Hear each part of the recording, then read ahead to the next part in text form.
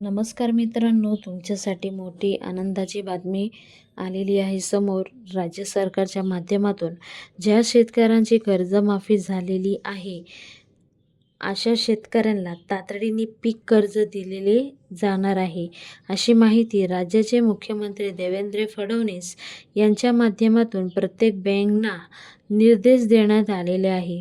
कालपासून पात्र शेतकऱ्यांच्या खात्यामध्ये जमा होऊ लागलेले आहे.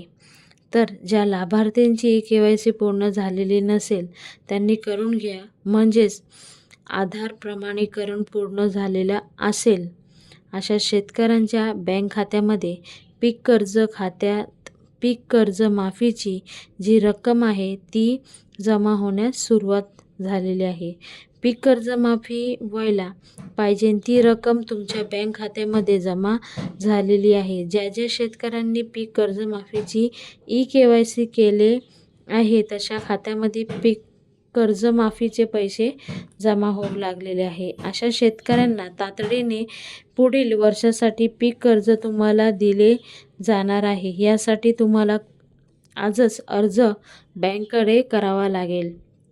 जर तुमचा कर्जमाफीच्या खात्यामध्ये कर्जमाफीची जी रक्कम आलेली असेल तर तुम्ही पीक कर्जासाठी ॲप्लाय करू शकतात आणि नवीन पीक कर्ज तुम्हाला लवकरात लवकर दिले जाणार आहे, अशी सुद्धा माहिती राज्य सरकारच्या माध्यमातून देण्यात आलेली आहे.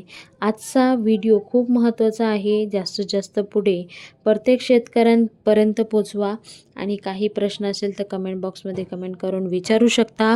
मराठी या चॅनलला सबस्क्राईब करून ठेवा. पुन्हा भेटूया नवीन व्हिडिओ सांगते. तोपर्यंत बाय बाय. थँक्यू. जय हिंद.